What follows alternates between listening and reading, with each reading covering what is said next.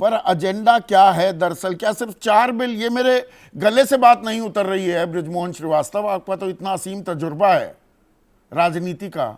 4 bill के लिए संसदीय सफर 75 साल के, उस पर चर्चा के लिए तो नहीं ये सत्र बुलाया गया। हाँ संदीप जी, देखिए जब ये विशेष सत्र की बात चली थी उस समय भी नाना प्रकार के शक देश के सामने लोगों ने रखे थे। ऐसा हो जाएगा, इसको छुपा के किया जा रहा है, पता नहीं इसमें क्या होगा। आज देखिए वो सारे मुद्दे भी सामने आ गए। तो मैं ये सोचता हूं कि इस मुद्दे पर विपक्ष बगैर किसी आधार के जो शक पैदा कर रहा है देश के सामने, उससे उनको बचना चाहिए। संसद की अपनी भूमिका है और निश्चित रूप से जो हमारे सांसद हैं उनके सामने जब मुद्दे आएंगे तो वो उस पर बहस भी करेंगे। तो मतलब लेकिन मैं एक बात महंगाई, बहुत स्पष्ट रूप से, बेरोजगारी, इस पर चर्चा होगी ना?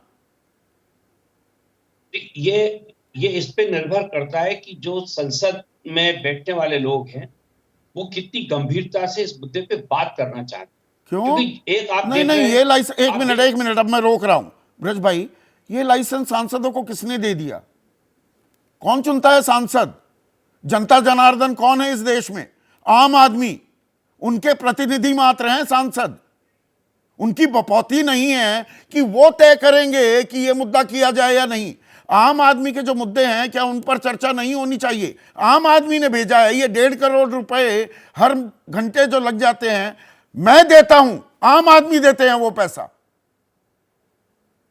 आपकी वेदना से मैं सहमत हूं संदीप भाई। और मुद्दा ये है कि जब हमने अपनी पावर ऑफ अटॉर्नी उनको दे दी, जैसा कि अभी आपने कहा, और उसके बाद अगर उस पावर ऑफ अटॉर्नी का वो लोग दुरुपयोग करते हैं तो उसका जवाब भी तो जनता देती है उनको हरा के। आप देखिए कि हमारे लोकसभा में आधे से अधिक लोग तो फिर से पुनर्निर्वाचित होके ही नहीं आ पाते क्योंकि वो जनता की कसौटी पे पूरी तौर से खरे नहीं उतरते। तो तो आम मेरा आदमी कहना के यह है कि सरोकार भी होने चाहिए ना, चर्चा उन पर भी होनी निश्चित चाहिए रूप कि से नहीं होना होनी चाहिए, चाहिए? बिल्कुल होना चाहिए। और पार्लियामेंट पे लगातार इस पे चर्चा कराने के लिए सरकार हमेशा तैयार रहती है। ये लेकिन बात यह कि जब आप संसद को ना चलने दें, सत्र के जब अंत आप में संसद में विघ्न डालें। 23 सितंबर को ये ग्रुप फोटो का क्या मसला है? ग्रुप फोटो तो जब संसद का पूरा सत्र ही खत्म हो जाता है, यानी कि उस संसद का 17वीं संसद जब खत्म होगी तभी ग्रुप फोटो होनी चाहिए थी। वो विशेष सत्र पे तो नहीं खत्म हो रही, तो ये ग्रुप फोटो किस लिए?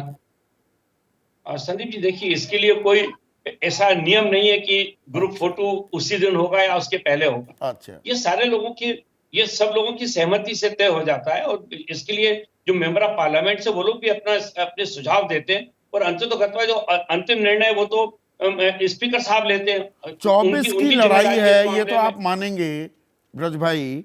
24 की लड़ाई है, उसके लिए मुद्दे दोनों बिल्कुल तरफ से। निश्चित रूप से है।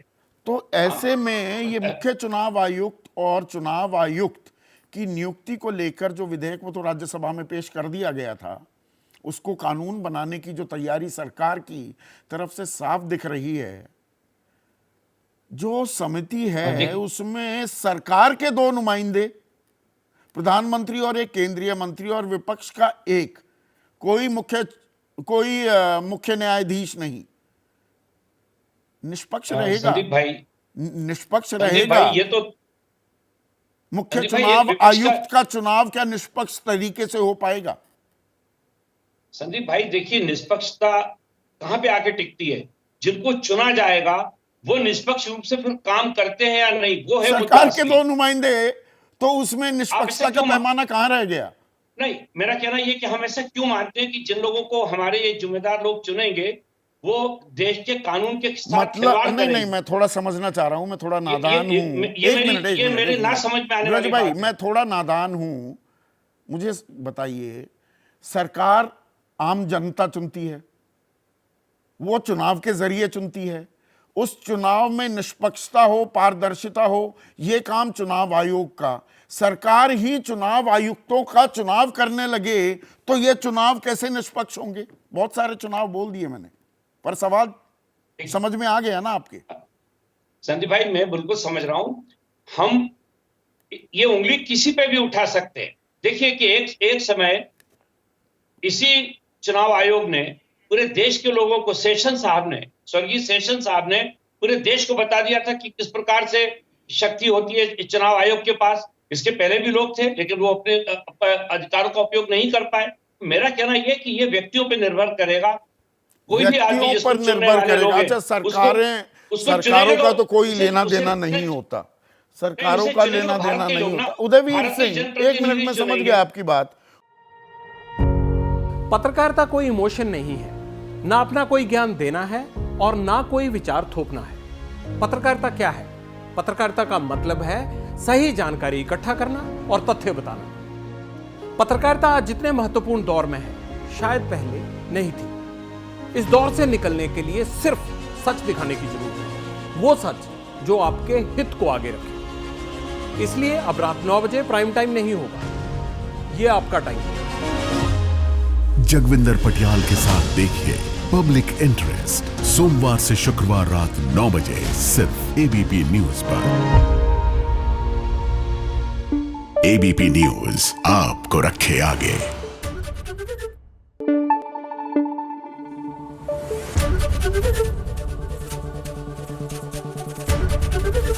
एबीपी न्यूज आपको रखे आगे।